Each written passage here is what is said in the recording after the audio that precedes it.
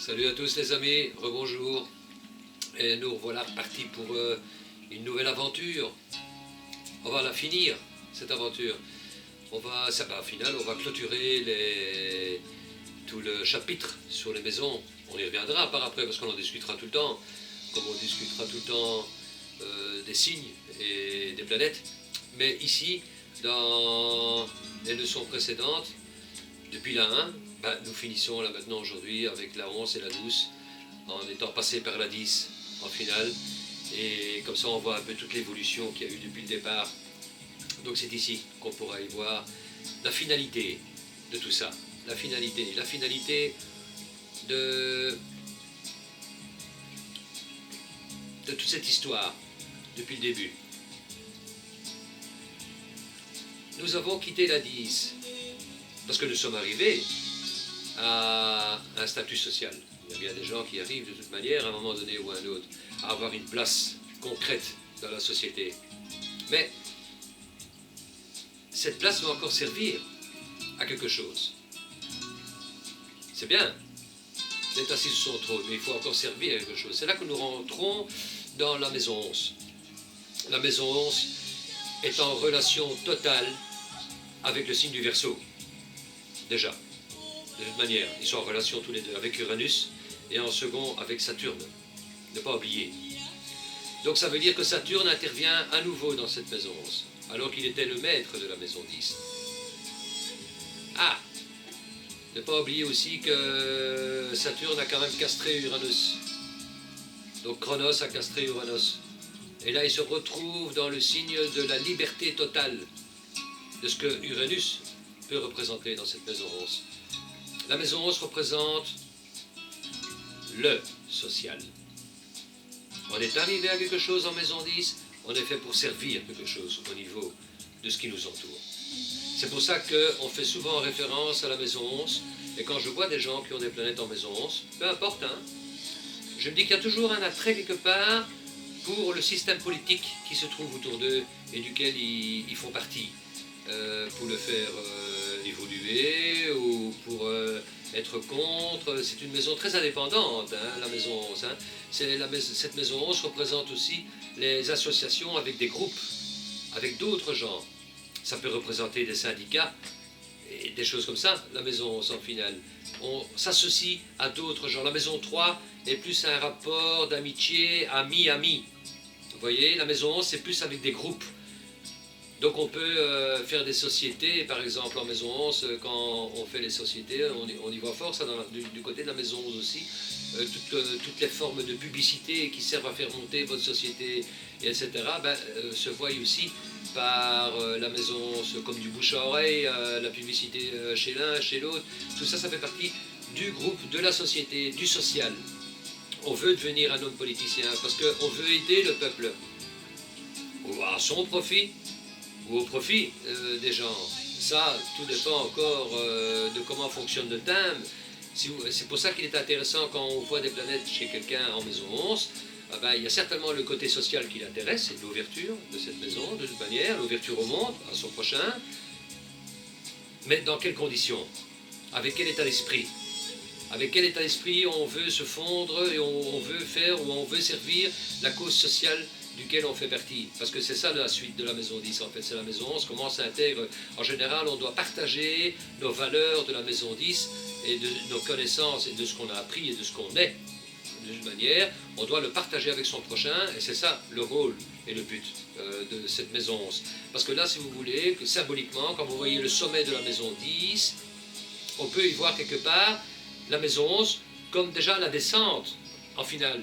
Donc on redescend peut-être une fois qu'on était au sommet, à l'isolement, avec toutes les connaissances, parce qu'on est venu de la maison 9. Donc si on va dans la forme tout à fait harmonique avec notre âme depuis le début de la maison 1, je veux dire, si on est allé avec une forme et une relation avec Dieu en maison 9, à ce moment-là, quand nous arrivons en maison 10, nous sommes faits pour aider notre prochain en maison 11. Parce que nous avons la possibilité de pouvoir le faire, parce que nous sommes arrivés à cette échelle-là pour pouvoir aider les gens. C'était ça le but.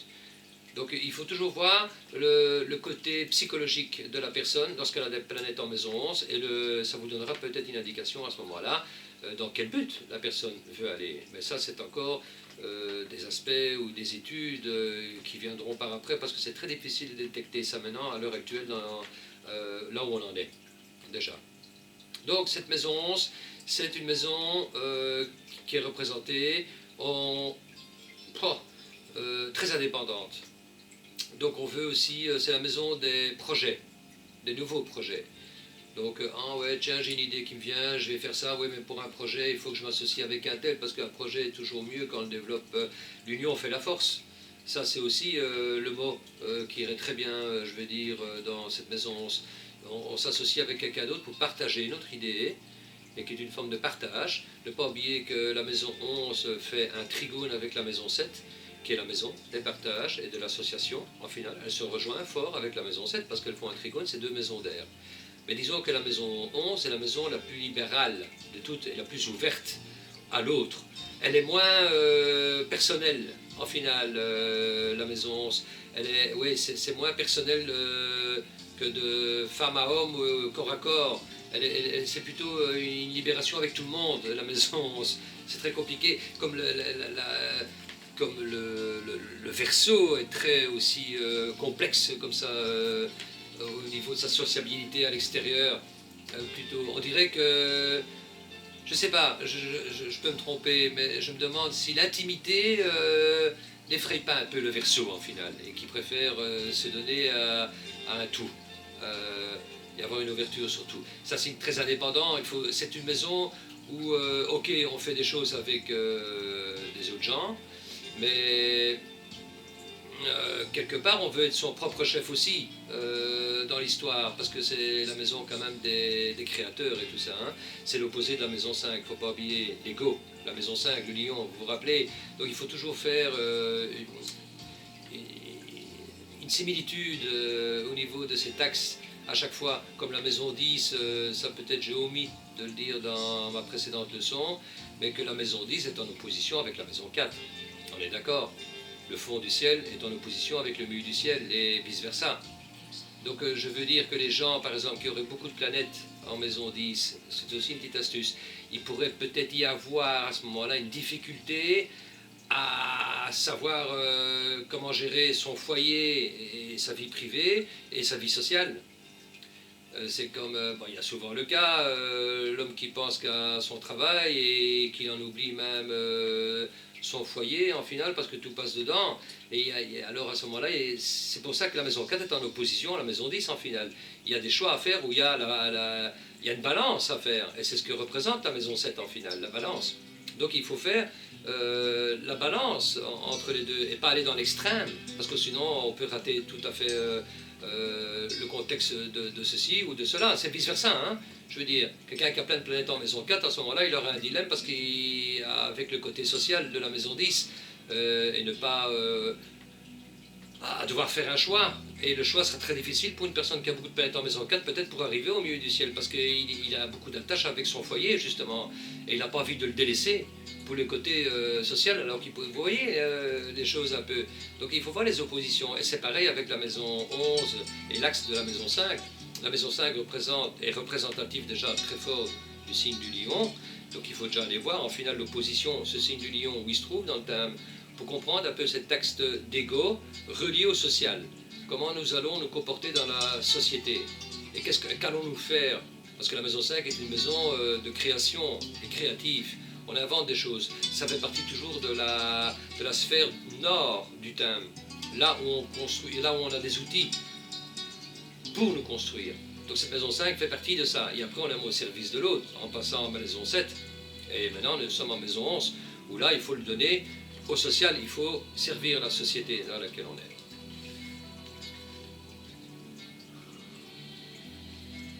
Santé, il y en a qui font des selfies ou je sais pas quoi avec des boissons, machin, ils boivent tous ensemble, c'est bien, on boit l'apéro. Moi j'ai pas l'occasion de le faire, donc je le fais avec vous ici. Et avec un bon petit thé, santé les amis. Je me rafraîchis un peu. C'est la maison des scientifiques, on y voit fort les sciences, parce que bon, la maison 11 représente quand même l'univers, les étoiles, le ciel. D'ailleurs, en parlant de ciel, ciel étoilé, dont Gaïa, par parthogenèse, a fait naître ciel étoilé pour la recouvrir tous les soirs. Belle histoire aussi ça, au niveau de la mythologie. Un ciel étoilé, c'était Uranos, justement. Donc, le premier des titans. Et voilà, le ciel étoilé se voit énormément au niveau du côté science. Ils ont une science, hein, ces Verseaux, incroyable. Hein. C'est des scientifiques, hein, les Verseaux. Ils ont toujours la science infuse, hein, ces gens-là.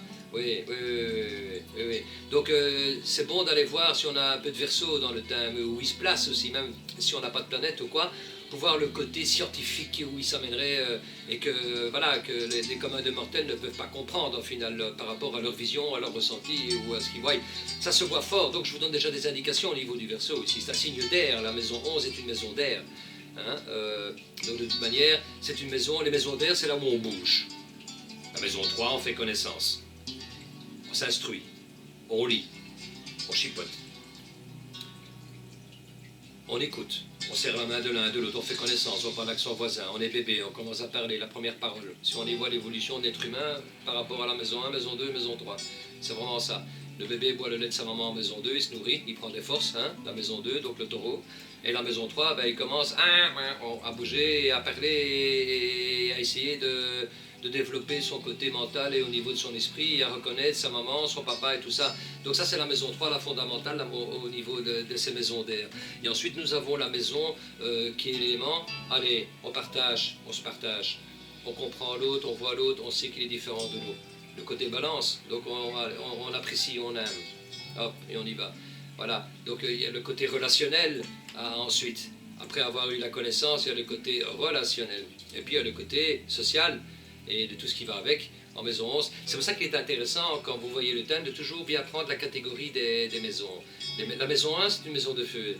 Quand vous recherchez quelque chose par rapport à ces maisons, il faut aller regarder, alors à ce moment-là, les 3 maisons de feu. C'est chouette aussi, comme étude, comme ça, vous voyez. Vous prenez les 3 maisons de terre, si vous voulez y voir le travail, tout ça, je vous l'ai dit, au point de vue communication, et avec les gens et tout, ben, vous prenez les 3 maisons qui sont d'air. On y reviendra souvent dans les maisons, parce qu'il y a certainement des choses que j'oublie de vous dire et tout ça, mais c'est pour vous expliquer ici le fonctionnement des maisons depuis le départ, et qu'il y a encore des écrits qui vont vous venir là-dessus à la fin de cette leçon-ci, si vous le voulez, et je le répète ici. J'ai des écrits qui expliquent les maisons à ma manière. Et si vous les voulez, il faut me le signaler, parce qu'à ce moment-là, je vous envoie une explication, et ce sera la première grande explication depuis le début des cours que je devrais vous donner à ce moment-là. C'est donc la signification des 12 maisons. D'accord? Mais ça, il faut me le dire, ok Damien, je le veux. Et alors à ce moment-là, je prépare le dossier. Il faudra quand même attendre, je veux dire, 3-4 jours ou une petite semaine, le temps que je mette ça en place. Mais alors, je vous l'enverrai par PDF, comme j'ai fait avec les précédents documents. Et alors, je vous les enverrai, je vous enverrai les écrits des 12 maisons, il n'y a pas de problème. Et alors, on commencera un peu comme ça, petit à petit, à mettre un peu la patte dedans. Maison, c'est des nouveaux projets, c'est vos espoirs, c'est vos rêves d'enfance. On n'est pas loin de la naissance, hein, là, en final, la maison qui nous sépare de la naissance, c'est la maison 12, en final. Donc on pourrait presque dire qu'on est arrivé à la fin du cheminement en maison 11. Mais non, il y en a encore une autre, une étape, là où il faut mourir. Ça c'est la suivante, où il faut renaître. C'est un symbole aussi, cette maison 12. Donc, la maison 11, c'est la maison des espoirs et des rêves qu'on avait peut-être depuis qu'on est jeune, depuis qu'on est petit, et puis subitement dans la vie, il y a quelque chose qui vient, qui intervient, une bonne étoile qui vient dans notre vie, et qui vient nous aider, et puis et qui permet de réaliser ce rêve ou cet espoir qu'on avait. C'est symboliquement relié à la maison 11, ça, vraiment. Parce que la maison 11 représente aussi les protections des autres. Ça veut dire qu'il y a des gens qui peuvent venir vers nous et subitement nous protéger. Donc c'est par là qu'on voit aussi, quand vous prenez par exemple un avocat, vous devez vous défendre, ne pas oublier que la maison 11 fait en finale un trigone. Oui, un trigone. Non, la maison 11, excusez-moi. La maison 11 fait un sextile. Elle fait un trigone avec la maison 7, qui est la maison de la justice, mais elle fait un sextile avec la maison 9. Vous voyez? Oui. Donc il y a toujours une part de foi aussi dans cette maison 11, quelque part. De pouvoir gravir, monter, et réaliser nos espoirs et avoir en fait comme un ange au-dessus de notre tête qui vient nous aider au moment opportun pour réaliser notre projet. Ça c'est symbolique de la maison 11, c'est les protections, la maison 11. Si maintenant par exemple il y a un avocat, encore une fois, que vous devez vous défendre ou quoi que ce soit, qui se voit avec la maison 9 parce que c'est les lois, c'est l'université, tout ça, la maison 9 et la maison 7 certes, mais l'avocat serait pas bon, ah ben on le verrait en maison 11. On dirait, ah, t'as peut-être un souci avec un avocat ou quoi, il te défend pas bien, ou bien un médecin aussi, hein. Ah, ton médecin, ben, il te conseille pas trop bien, ni rien, tu ferais bien de peut-être changer de médecin. Donc ça se voit aussi, parce que ce genre de personnages et leurs fonctions font partie des fonctions protectrices de l'être humain. Et ça se voit en maison 11. Donc il y en a qui peuvent toujours avoir, en fait, s'entourer de protecteurs, mais tout à fait négatifs pour eux, et qui les conseillent très mal en final. Ça peut se voir aussi, quelque part, si on a des planètes mal foutues et mal configurées en maison 11. Pourquoi pas? Il y a toujours le côté positif et le côté négatif hein, dans toutes les maisons en final. Hein. On peut faire des projets soi-disant pour le social, on fait dans la politique pour aider les gens, mais en final on s'en met plein les fouilles et nous penserons qu'à nous. Et on emmerde complètement le peuple ou le social. Dans les politiques ça court les rues. Hein. Vous en mettez 8 par tête sur un peloton, il n'y a pas de problème. Hein. Je vois pas, rares sont les gens, et je crois que les gens vraiment qui vont avec cœur et machin, qui veulent faire des choses, ils sont barricadés par les autres qui sont pourris et ils n'ont jamais la chance d'y arriver ou de te réécouter. C'est possible aussi parce que je dis pas que il y en a des biens là-dedans, il y en a des gens qui ont le bon cœur, qui veulent faire les choses et dans le monde pourri dans lequel on est, parce que tout ça fait partie du contexte de la suite de cette maison 10, le social et la maison 11, hein, donc tout ce système. C'est pour ça d'ailleurs, ici, l'importance, c'est que vous fassiez une recherche par rapport à cette maison 11. Si vous avez une planète qui est là, prenez déjà le signe qui correspond à cette planète et regardez où il se trouve dans le thème. Et vous allez déjà comprendre peut-être un peu mieux votre rôle social que vous devez avoir dans la société et auquel vous aspirez en final. Est-ce que vous avez un espoir depuis que vous êtes jeune et est-il bloqué à partir d'un moment? Et puis quand va-t-il se débloquer? Encore une fois, c'est pas parce qu'on a des planètes en maison 11 qu'on arrive socialement à toutes sortes de choses non plus extraordinaires, ou à former des sociétés, ou à s'associer. C'est les associations, c'est les amitiés, c'est les clubs, c'est tout ça. On s'entoure, c'est pas parce qu'il y a des gens qui ont des planètes là qui sont toujours entourés et qui sont toujours hyper extravertis non plus du tout. Hein. Il y a des gens qui sont peut-être très renfermés sur eux-mêmes et qui restent à l'écart justement de la société. Il y a toujours l'inverse qui peut arriver aussi, quelque part, hein, où on crée, mais on crée seul. Oui, en général, c'est pas le rôle de la maison 11. La maison 11, il faut créer. Donc cette maison 11, c'est une maison où il y a des nouveaux projets qui peuvent naître, parce qu'il ne faut pas oublier que c'est une maison d'évolution, quelque part aussi, parce que les gens nous font évoluer, les idées des uns font évoluer les idées des autres, en final, et que c'est une maison où il faut toujours regarder où Saturne se promène dans le thème, parce que Saturne est la deuxième maîtrise de cette maison 11, comme celle du Verseau, et Uranus. Donc il faut aller voir ces deux planètes-là où se trouvent dans le thème, et elle va vous donner des indications. Ah ok, j'ai Saturne en maison 9, ah, ben, peut-être que ma relation à Dieu doit être vue plus profondément pour pouvoir aider les gens en maison 11. Donc le social, comme l'abbé Pierre et tout ça, ou Mère Teresa, ben, c'est des gens qui avaient des planètes en maison 11 et en maison 9. Donc ils aidaient avec le cœur et des choses comme, voilà, comme il ressentait de l'univers parce que c'était relié avec la maison 9 et tout. Il n'y avait pas d'intérêt personnel ou quoi que ce soit dedans. Donc c'est pour ça qu'il est important, lorsqu'il y a une maison 11, aller voir son opposé, la maison 5, l'ego, s'il y a un problème avec ça. Et alors la maison 5, le signe qui est relié à ça, hein, voir où il est aussi. Donc, et voir s'il y a un problème au niveau de la personnalité de la personne. À ce moment-là, ça peut être des gens dangereux qui viennent au pouvoir. On l'a déjà vu, hein, des gens dangereux, hein, comme Hitler et tout ça. Hein. Hitler était un homme hyper cultivé, qui faisait même lui-même ses propres thèmes, il s'intéressait de très près aux étoiles. C'était un truc, mais qu'est-ce qu'il en a fait? Voilà, et la créativité qu'il a eue, destructrice. Donc il y a des créativités très constructrices et comme destructrices à fond. Hein. Il y a toujours l'extrême dans tout, il ne faut pas oublier ça. Hein. On peut aller, voilà, hein. Ça je vous l'ai déjà expliqué dans les autres maisons. Hein. Il y a des fois des gens qui peuvent être créateurs, mais tout à fait dans le côté lugubre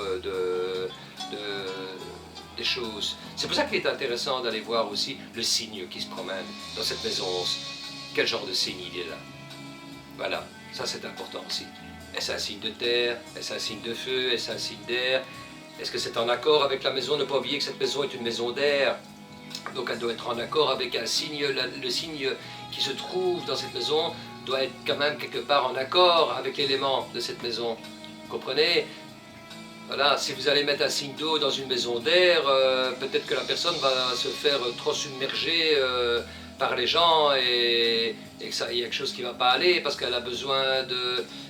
Ah, l'air risque de trop faire remuer l'eau et qu'à la finale, elle peut tomber peut-être en dépression ou quoi que ce soit. Bah, allez savoir, je ne sais pas. Donc il faut toujours voir l'élément qui correspond avec le signe l'élément qui correspond avec la maison, en finale. Pour aller voir les deux, faire un ensemble des deux et se faire une réflexion par rapport à ça.